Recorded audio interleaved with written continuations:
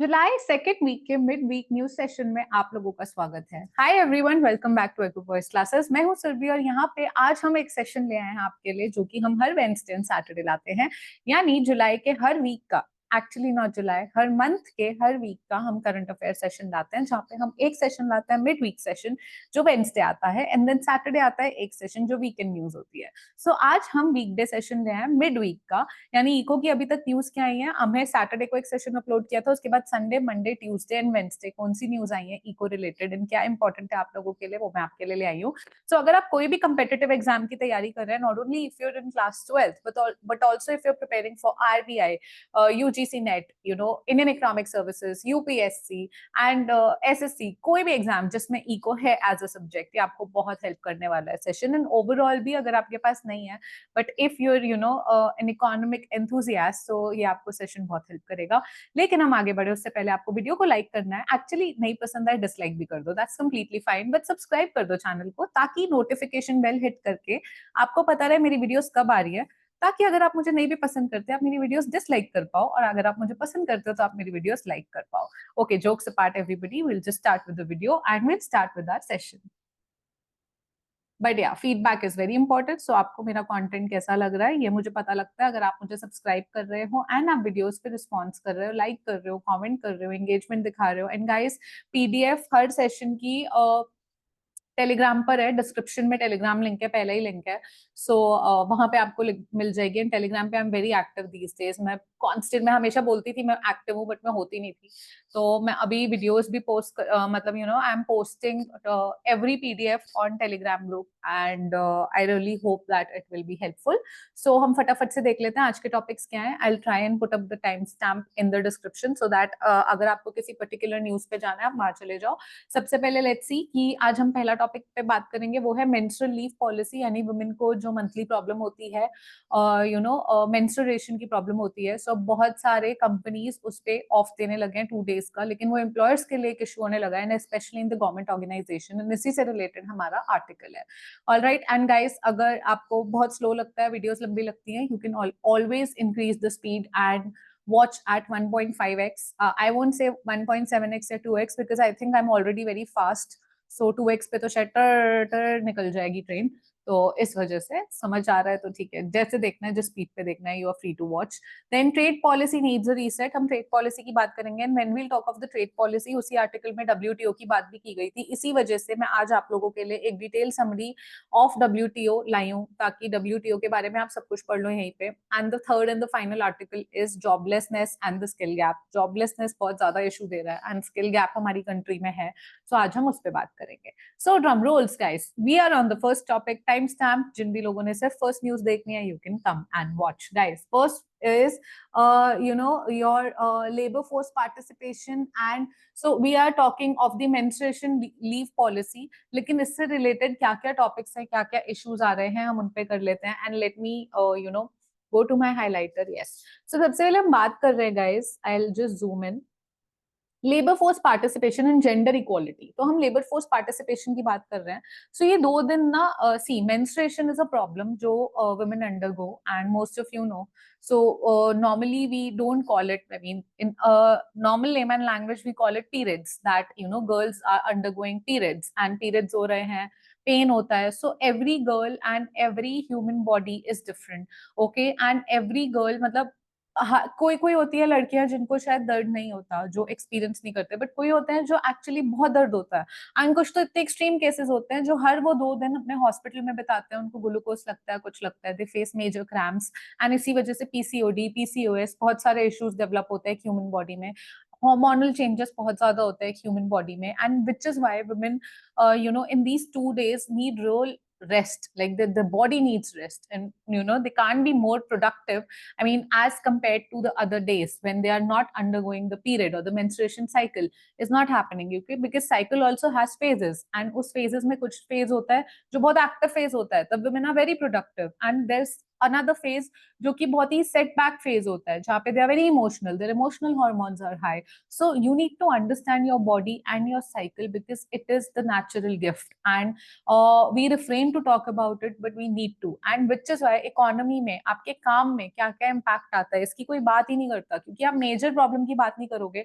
अगर मैं menstruation बोल भी दूंगी तो बहुत सारे लोग, ओ छी क्या बोल रही है, क्या बोल रही है. I mean this is not the way to proceed, because इस issue की वजह से एक human body, एक female body में इतने changes आ रहे हैं कि उसकी वजह से उसका सब कुछ impact हो रहा है. तो वो चीज समझना जरूरी है, वो 2 दिन उसको रेस्ट देना बहुत इंपॉर्टेंट है. सो ये रेस्ट बहुत कंपनीज ने देने की कोशिश की है, लेकिन उस वजह से क्या इशू हो रहा है हम बात कर रहे हैं. So first is labour force participation and gender equality. So हम यहाँ पे क्या बात कर रहे हैं, हम ह्यूमन कैपिटल थ्योरी. सो मैं ट्राई कर रही हूँ इसको थ्योरी से लिंक करने की. ह्यूमन कैपिटल थ्योरी की बात कर रहे हैं, and it says that investing in employee well-being including gender specific needs can enhance productivity and economic output. So imagine if you give a woman 2 days of rest on these 2 days, right? ये menstruation के time पे आप उसे rest दो. Imagine जब वो वापस आएगी वो कितनी प्रोडक्टिव होगी, बजाय कि वो 2 दिन आ तो जाएगी बट वो थकेगी, और वो काउंटर वो ना एक साइकिल चलती रहेगी, वो और थकेगी और उसकी प्रोडक्टिविटी डिक्लाइन होगी. So you have to understand that. Example, Kerala is the first Indian state to introduce menstruation leave for female students in all state universities. My God, this is such an amazing example, guys. And this is also, I've put up this example or included this example because आप कोई भी exam दे रहे हो Indian economic services का, UPSC का या RBI का, जिसमें आपको आंसर लिखना है, तो हमें ना जब तक हम थ्योरी लिख देंगे कि ओ ऐसा होना चाहिए ऐसा होना चाहिए, तो कोई हमारी नहीं सुनेगा. पर कहीं एक्चुअली ऐसा हुआ है या ऐसे इम्पैक्ट कुछ आए, तो हमें केस स्टडीज पता होनी बहुत जरूरी है, हमें रियल लाइफ एग्जाम्पल पता होने बहुत जरूरी है, which is why we are talking. So you should know Kerala is the first state जिसने अपने स्टूडेंट को भी छुट्टी देनी शुरू की है स्टेट यूनिवर्सिटीज में. This progressive step can serve as a model to gauge potential impacts on attendance and performance. Okay, so आप 2 दिन की छुट्टी उन्हें दे रहे हो उस टाइम पे. केस स्टडी एक और है. In Japan, women are entitled to menstrual leave under the Labor Standards Act since 1947. My God, they are entitled since 1947. And हमारे यहाँ जहाँ पे menstruation period pads इनके नाम भी नहीं लिए जाते, वहां जहाँ लेडीज गर्ल्स को आज भी कहीं पे पीरियड्स हो गए, वो छुप छुप के पैड्स लेकर जाते हैं एज इफ पता नहीं क्या टैबू है कंट्री में. तो वहां पे 1947 से जापान में ये हॉलिडे दी गई थी. And however studies show that only a small percentage of women take advantage of this leave due to culture. So see, due to cultural stigmas and workplace pressure highlighting importance of societal attitude. So see, लड़कियों को आजादी है ये छुट्टी लेने की, वो फिर भी नहीं ले रही है. क्यों? जैसे पीरियड्स पैड्स बहुत नॉर्मल है, मैं बोल रही हूँ, लेकिन मैं भी जब अपने ऑफिस में थी तो वहां पे मैं भी छुपा छुपा के लेके जाती थी पैड. सो आज मैं इतना ज्ञान दे रही हूँ, तब मैं क्यों छुपा के लेके जाती थी अगर मैं इतनी ही open हो? Because there are certain norms in the society, there are some cultural things, and then people tend to judge you and all that. So इसलिए बहुत सारी ladies उसका advantage नहीं उठा पाती. All right. Then let's move ahead. Economic impact on employers. So employers 2 दिन की छुट्टी अगर देंगे तो economic impact obviously उन पे भी आएगा. So what is that economic impact? Cost benefit analysis can help in evaluating the economic implications. The initial cost of providing leave might be offset by increased productivity and lower absenteeism in the long run. Imagine यार productivity क्या होती है? Productivity मैं कितने घंटे में कितना output दे रही हूँ. So imagine अगर आपने मेरे को 2 दिन, मैं बहुत सफर कर रही हूँ, मैं बहुत परेशान हूँ, मुझसे ना बैठा जा रहा है ना उठा जा रहा है, ना आपने मुझे इन 2 दिन छुट्टी नहीं दी, मैं जबरदस्ती आई हूँ. सो मेरी बॉडी को जो मच नीडेड रेस्ट था ना, वो नहीं मिला है. और क्योंकि मेरी बॉडी को वो रिक्वायर्ड रेस्ट नहीं मिला है, इस वजह से मेरी बॉडी, जब वो खत्म भी हो जाएंगे मेरे पीरियड्स, तो भी मैं एक प्रोडक्टिव स्टेज में नहीं आ पाऊंगी. Contrast to and compare to, अगर मैंने 2 दिन हॉलीडे ले ली, मैंने 2 दिन फुल फ्लेज रेस्ट कर लिया, तो मेरी बॉडी हील होगी नेचुरली, जो वो प्रोसेस हो रहा है वो हील होगी. एंड क्योंकि वो हील होगी, सो जब मैं 3rd डे पे आऊंगी मैं बहुत ज्यादा प्रोडक्टिव होंगी. Right. So this is where we mean productivity increase and enhance होगी. सो वो कॉस्ट ऑफसेट हो जाएगी by the benefit that you will get. Okay, example, a Mumbai-based NGO, Culture Machine, introduced the first day of period leave policy in 2017, reporting a positive impact on employee morale and productivity, thus providing a practical reference for potential outcomes. See, so there are ladies, and this is very personal, but there are people जिनको first day ज़्यादा दिक्कत होती है, there are people जिनको second day ज़्यादा दिक्कत होती है. I would say 2 days is the best thing, that दोनों दिन दो. And case study is Nike is one of the few multinational corporations that have included menstrual leave in their code of conduct. So they've included menstrual leave in their code of conduct.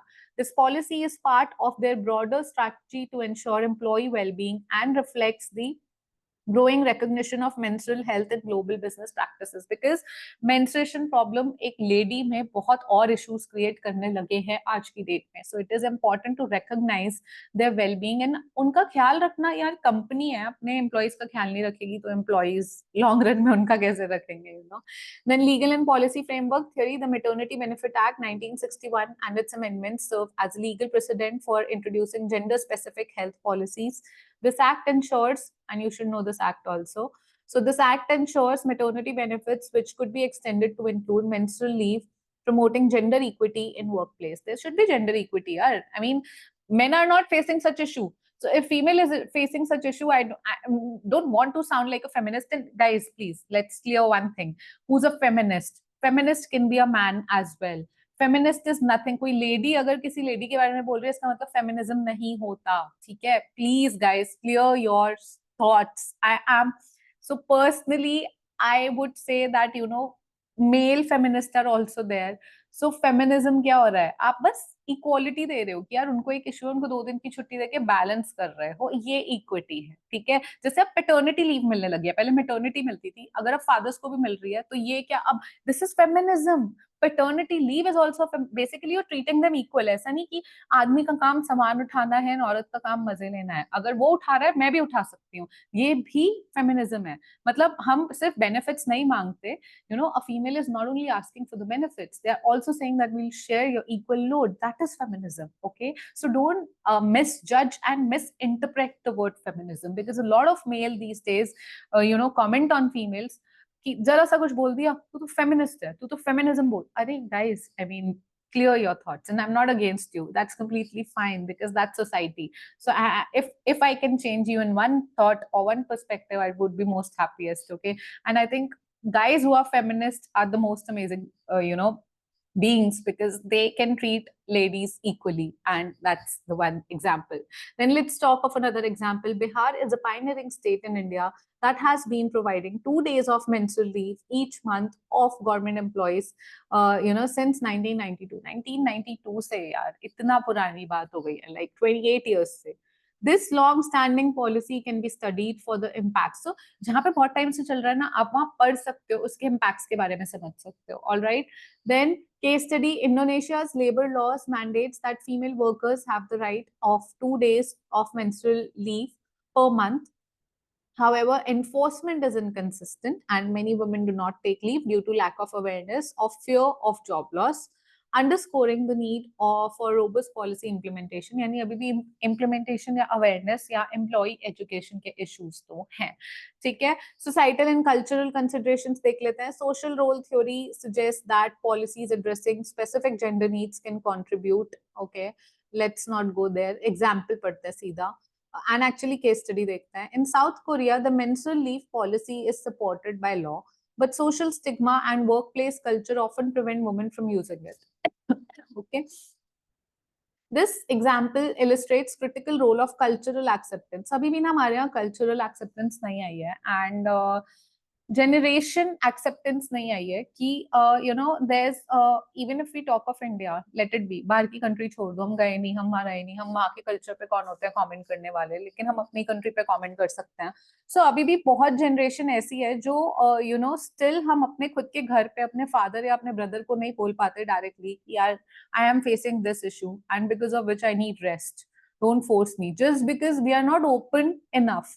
And which needs to change, which really needs to change. There needs to be a cultural acceptance that yes, I'm on my menstruation, yes, I am having periods, yes, I need rest, so don't force me to do this. And that's it. That's just one word, but your body needs rest, and I think they would also be very happy to support you. But ये cultural acceptance की वजह से हम openly बोल नहीं पाते. ये चीज इसकी वजह से women health पे बात आती है, women productivity पे बात आती है, and women productivity की वजह से economy पे, उनके काम पे health आती है, उनकी employment issues बात आती है, and then they are misjudged कि they are not you know as productive as men. So यहाँ पे कोई comparison नहीं हो रहा, हम कोई you know game नहीं खेल रहे. So understand this thing. There's no men and women battle here, or there are no teams. So we are all one team, and all we are saying is we are talking in economic perspective how a leave can help getting productivity better. That's it. Okay. So if at all somebody thinks that we are going against it, I normally don't openly say, but it's important. So multiple choice question hai guys, answer bhi hai, but I would say ye question ko please you read, and correct answer B kyun hai you sort it out in your own way. All right, let's move to the second article. Trade policy needs a reset. Trade policy needs a reset. Key points hai India stands at WTO. Traditionally, India has adopted a defensive stance at World Trade Organization to protect its economic development strategies, particularly agriculture or fisheries में, ठीक है? So this approach is shifting to capitalize on new opportunities in the fields such as digital economy and high-tech manufacturing. हम new जगह जा रहे हैं, हम new जगह, new fields explore करने की कोशिश में हैं.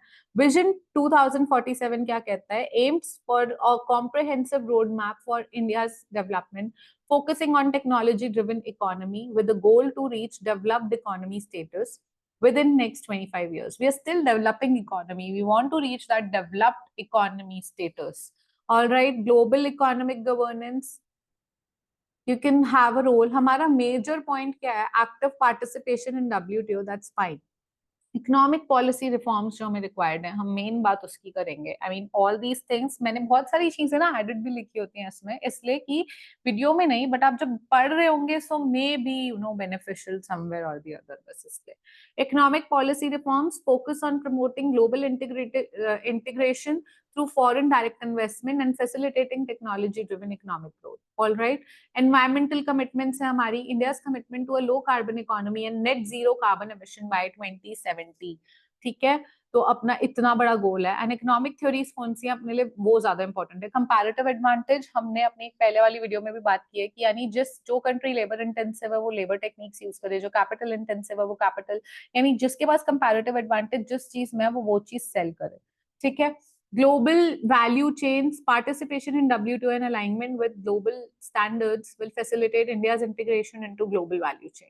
Sustainable development की बात हो जाती है आगे. ठीक है, सो ये सारी थ्योरीज हमारी हैं जो इस पूरे आर्टिकल में थी. एग्जाम्पल्स देख लेते हैं. India's position as third largest recipient of FDI after US and China highlights the success of its economic policies. ये बहुत इंपॉर्टेंट डेटा पॉइंट है गाइस कि India is the third largest recipient of FDI. FDI सबसे ज्यादा US में आती है, foreign direct investment, उसके बाद चाइना में आती है, उसके बाद थर्ड लार्जेस्ट इंडिया है. ये किसी भी आंसर में बहुत हेल्पफुल होगा. केस स्टडी है the transformation of India's digital economy driven by initiatives like Digital India and adoption of advanced technologies in manufacturing can serve as a model for other emerging economies. All right, so abhi bhi bahut, even though we are developing, but bahut sare log still look up to us, look up to India, ki how India is performing well and how they also want to follow the footsteps of India. All right, so this is the question. You'll read the question and you answer. Answer मैंने दिया है, पढ़ लेना. Joblessness and skill gap देख लेते हैं. प्रणब बरधान का एक आर्टिकल था इंडियन एक्सप्रेस में. ठीक है, सो मेन पॉइंट्स देख लेते हैं. मेन पॉइंट्स हैं unemployment issues in India and unemployment issues in India. So unemployment is a macroeconomic indicator.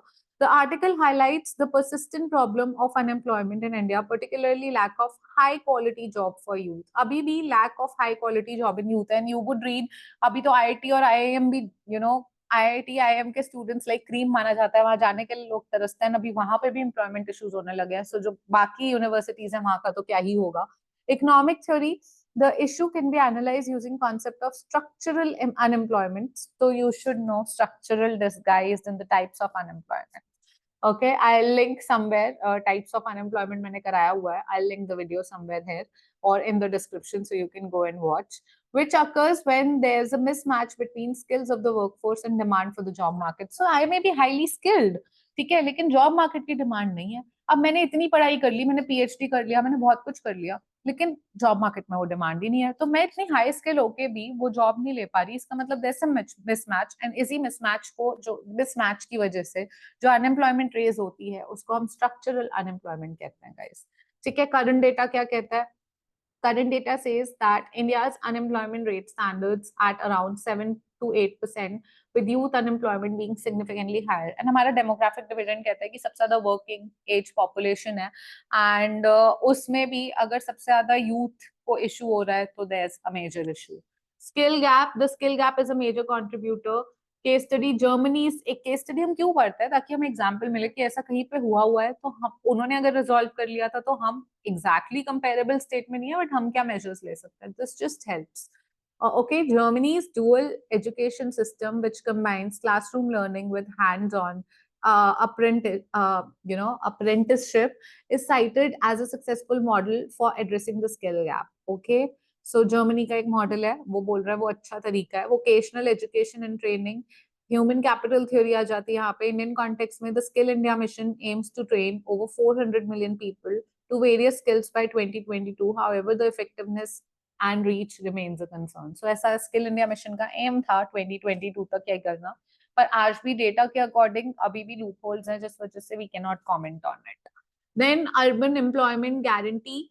सो हम Mahatma Gandhi national rural employment की बात कर रहे हैं. इस discuss Keynesian economic support government intervention. Keynesian economics कहती है कि government intervention and public work program important है to boost unemployment and economic activity. Example है Tamil Nadu urban employment scheme launch as a pilot project in select cities. And उसकी वजह से क्या हुआ था, उसमें क्या हो रहा था कि एम्प्लॉयमेंट हो रही थी to urban poor and aims to improve urban infrastructure. ठीक है, तो ऐसे कुछ कुछ एग्जाम्पल इन कुछ कुछ केस स्टडीज लिए गए हैं. तो एग्जिस्टेंस कौन सी है अभी भी एम्प्लॉयमेंट स्कीम्स की? जैसे मैंने बोला, national rural employment guarantee act आपको पढ़ना है, और इसके साथ इकोनॉमिक थ्योरी में हम पॉलिसी रिकमेंडेशंस देखते हैं. Focus on long-term strategies, including better job design, cost-effective implementations, and collaboration between center and state. All right, ये policy recommendations हैं. Supply-side economics advocates for policies that improve the efficiency and productivity of labor market. Okay, so ये चीज है. MCQ दिया है. You can read the MCQ, guys, and I would say go and read the MCQ and do your solutions Telegram पे जाके PDF download करके. अब ये डिटेल मैंने बस आपके लिए दी थी, आपको पढ़ाने के लिए वीडियो में नहीं, बट मैंने पीडीएफ में प्रोवाइड किया ताकि डब्ल्यूटीओ की सेकंड आर्टिकल में इतनी बात हुई है. So you should just know. मैं आपको ब्रीफ बताऊंगी. जो आपको पता होना बहुत जरूरी है कि डब्ल्यूटीओ एक इंटरनेशनल ऑर्गेनाइजेशन है जो रेगुलेट करती है trade between the countries. Establish हुई थी January 1st 1995. रिप्लेस करा था general agreement on trade and tariff, जो कि ट्रेड जो गैट था, GATT, general agreement on tariffs and trade, ये 1948 में क्रिएट हुआ था. इसको रिप्लेस किया गया 1995 में. इसका नाम कर दिया गया वर्ल्ड ट्रेड ऑर्गेनाइजेशन. ये पता होना चाहिए. हेडक्वार्टर जिनेवा स्विट्जरलैंड में है. ठीक है, मेंबर 164 मेंबर कंट्रीज हैं 2024 तक, कवरिंग 98% ऑफ द ग्लोब. तभी ये ट्रेड देखते हैं और ये मेजर ऑर्गेनाइजेशन है. ठीक है, ये आपको पता होना बहुत ही क्रिटिकल है. इसके अलावा ऑब्जेक्टिव्स हैं, प्रमोट करते हैं, फैसिलिटेट करते हैं smooth and free trade, fair competition होना चाहिए, इकोनॉमिक ग्रोथ होनी चाहिए सारी कंट्रीज की, क्योंकि 98% ग्लोब कवर्ड है. ट्रेड नेगोशिएशंस करते हैं. फिर इनके अपने अपने फंक्शंस हैं. You can go and read in the PDF, you will get the PDF. इनके प्रिंसिपल्स क्या है, अग्रीमेंट्स क्या है. ठीक है, सो ये सब मैंने आपके एडिशनल नॉलेज के लिए दिया है, ताकि कई बार क्या होता है, कुछ चीजें मैं ना आपको नहीं कहती आप रटो, पर कुछ चीजें ना, there are certain things which are important, because अगर आपने एक बार रीड भी कर लिया ना, तो कल को कहीं पे आ गया आपको पता होगा. बाकी इंपॉर्टेंट क्या है मैंने आपको बता दिया कि इतना पोर्शन इंपॉर्टेंट है. ठीक है, लेकिन फिर भी मैंने इतना ज्यादा डिटेल क्यों दिया है? क्योंकि बस एक बार रीड कर लो, एंड यू नेवर नो कब आपको याद आ जाए कि यार ये इंपॉर्टेंट था. ठीक है, सो आई होप कि ये आपको समझ आया, and I think that's it for the day. And I truly hope कि you liking the series, and more than the series. See, मैं वीडियो में आके तो आपको बहुत ही जनरली बता देती हूँ कि क्या करना है क्या नहीं करना, पर उसके अलावा जो पीडीएफ डाउनलोड करना है वो आपका काम है, वो मैंने टेलीग्राम पे दे दिया है. सो आई रियली होप कि आपने पीडीएफ डाउनलोड करा है, एंड वो पढ़ो, क्योंकि एक वीडियो देख के कई बार आपका रिकॉल मेमोरी इतना ज्यादा शार्प नहीं होता कि करो. सो कई बार 2-3 बार देखना पड़ता है, एंड आपको पीडीएफ में से पढ़ना पड़ता है. So I hope you will do that, and you liking the series. Saturday मिलूंगी बाकी के करंट अफेयर्स के साथ, लेकिन कल मिलने वाली हूँ जो सीयूईटी दे रहे हैं उनके लिए. प्रीवियस वीक मैंने एक असाइनमेंट अपलोड की थी, तो मैं कल उसका सोल्यूशन लेकर आऊंगी. And also Friday I will meet you. So I keep meeting you almost daily now. So I really hope you like the content on the channel, and thank you so much for supporting me. I'll see you next time. Till then, take care and bye.